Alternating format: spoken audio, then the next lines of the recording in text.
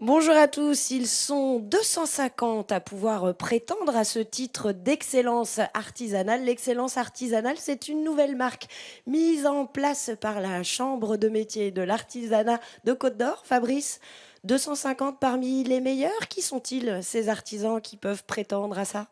Alors ces 250 artisans, on s'adresse à eux parce qu'ils représentent les ambassadeurs de notre artisanat sur le territoire de la Côte d'Or. On s'adresse en fait à des entreprises qui ont été labellisées ou qui ont reçu des prix pour la qualité de leurs produits. C'est-à-dire les meilleurs ouvriers de France, des artisans d'art, etc. Notamment, on retrouve aussi les maîtres artisans, les lauréats de prix et distinctions diverses, mais toujours liés à la qualité de leur travail. Alors parmi eux, il y a Thibaut. Bonjour Thibaut. Bonjour. Thibaut, tout à l'heure, j'ai eu le malheur de dire que vous étiez menuisier. Non, vous êtes ébéniste. C'est ça. C'est quoi la différence? Alors, historiquement, l'ébéniste travaillait donc l'ébène, qui est un bois précieux. Et donc aujourd'hui, pour simplifier, on va dire que l'ébéniste fait du meuble. Et le menuisier intervient dans la structure de la maison, les portes, fenêtres, des escaliers. Et vous, là, devant nous, vous êtes en train de créer une table avec de la paille. C'est ça. La paille de seigle qui est ouverte, fendue, repassée avant d'être collée sur un support. Là, en l'occurrence, un dessus de table. C'est pour ça qu'on peut dire que vous êtes un artisan. Vous n'êtes pas artisan d'art, mais si, quand même. Si, oui, on peut dire ça. Oui, oui, c'est une technique ancestrale, on peut dire, un art. Et oui, on peut dire artisan d'art. Pourquoi vous avez souhaité adhérer à la nouvelle marque, à l'excellence artisanale? C'est dans l'idée de fédérer différents talents, différents corps de métier et d'essayer ensemble d'être plus fort, de fédérer de façon différente. Fabrice, je me tourne vers vous de nouveau. Les artisans, ils sont souvent seuls dans leur atelier. Ils ont beaucoup de choses à faire et ils ont besoin d'un petit coup de pouce pour qu'on puisse les distinguer. C'est une réalité, l'artisan, il doit être de tous les côtés. Il s'occupe autant de son atelier, de sa production que des côtés administratifs et surtout de sa communication. On avait cette idée en tête de travailler pour eux, pour faire leur promotion, pour pouvoir les mettre en avant. Et on a décidé de s'y atteler avec nos ambassadeurs, donc notre excellence à nous. Nous, ici, là, on est à Torré-sous-Charny, on est en milieu rural. Est-ce que c'est un inconvénient pour vous d'être à la campagne? C'est plus difficile de se faire connaître? Pas vraiment, je le prends pas comme ça. Non, non, je bénéficie d'un atelier assez vaste et les moyens de communication actuels font que non. Enfin, pour moi, c'est pas un problème du tout. Non, non. Donc là, vous en attendez quoi de cette marque, en plus de rencontrer vos collègues? Vous pensez que ça peut donner de nouveaux débouchés? Je pense, oui, une fois que ce label sera reconnu par les gens, identifié, ça peut être un plus pour nos professions, ouais. Merci Thibaut, on vous laisse continuer. Nous, on va aller rejoindre un autre artisan. Des artisans, il y en a 250 à peu près, types différents.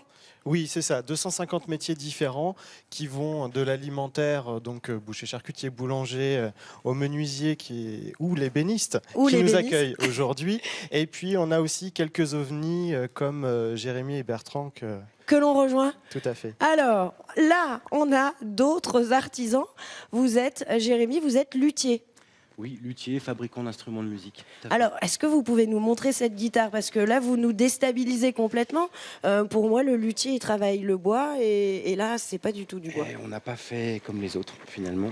On travaille l'aluminium pour le corps de l'instrument, plus le bois. Donc c'est un mix entre ces deux matières. C'est le projet qu'on avait depuis le départ et c'était aussi une solution pour faire de la recherche et aller quelque part dans des voies qui n'étaient pas encore explorées. Qu'est-ce que ça a comme atout, une guitare ou une basse en aluminium? Il y a plein de choses. Le poids, Ouais. déjà. Le fait que la matière est différente. L'aluminium fait cage de Faraday. Donc ça permet de protéger et d'éviter tous les buzz. Mhm. Donc c'est des sons parasites qu'on peut retrouver des fois sur scène ou en studio. Et la densité de l'aluminium fait aussi qu'on a un sustain. Alors c'est des mots un peu barbares. Oui. Le sustain, c'est la longueur de la note. Pour un musicien, c'est super important. Et cette matière permet justement de vibrer et d'apporter un sustain qui est vraiment optimisé. D'accord.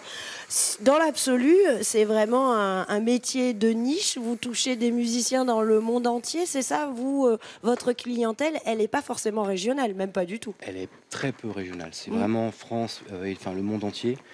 Comme c'est des modèles qui sont à chaque fois uniques, Mm. c'est vrai qu'on travaille avec des musiciens qui peuvent être soit des particuliers, soit des professionnels.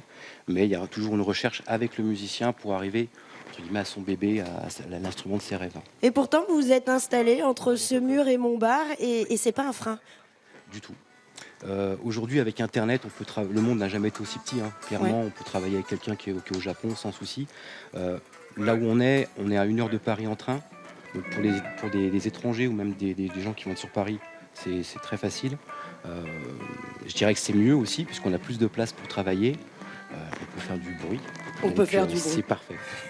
L'excellence artisanale, du coup, elle va vous servir à quoi, vous, cette marque? Justement, à vous faire connaître dans la région, dans le secteur?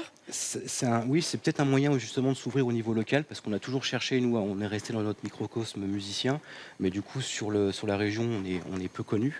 Et c'est surtout une fierté de faire partie de cette famille-là, je dirais, puisque voilà, on travaille, nous, toujours dans ce milieu musique, mais aujourd'hui, on va pouvoir travailler, enfin, ou tout le moins rencontrer des artisans qui sont dans plein de domaines. L'union fait la force, donc c'est bien qu'on puisse s'ouvrir au niveau local avec d'autres artisans. Merci. Fabrice, juste pour conclure, un réseau, c'est vers ça que vous voulez tendre, un réseau repère pour le consommateur, mais aussi du lien pour tous ces artisans. Exactement. Auprès de nos artisans et la nouvelle génération d'artisans qui arrive, on est sur des personnes qui savent qu'ils ont besoin de travailler ensemble, on est plus fort ensemble, donc on veut leur apporter les outils pour. Et puis au niveau des consommateurs, apporter un peu de lisibilité, ça fait du bien. Merci à tous. Vous pouvez le voir, l'excellence artisanale, vous en avez vu 2 exemples aujourd'hui, mais comme nous l'a rappelé Fabrice, ils sont plus de 250 à pouvoir prétendre au titre en Côte d'Or.